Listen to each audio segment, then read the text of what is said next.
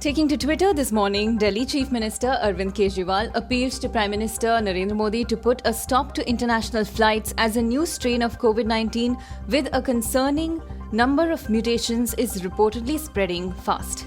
The Omicron strain has been detected in at least 13 countries, and many nations have already begun closing borders to passengers from at-risk countries.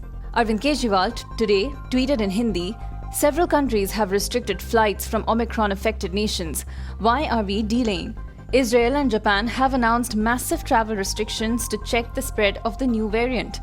In the first wave too, we had delayed the ban on flights. Most international flights land in Delhi, and the city gets affected the most. PM Saab, please stop the flights," he further said.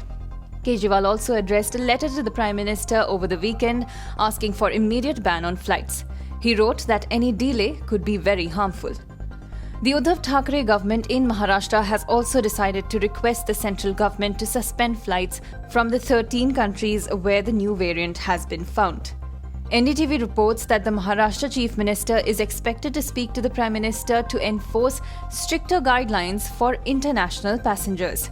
The Indian government, meanwhile, had been planning to restart international flights, which had been suspended in India since March 2020, except for those under air travel bubble arrangements. However, following the discovery of the Omicron strain and the spread of cases in 13 countries, the government said this week it will review its decision on resumption of all scheduled international flights.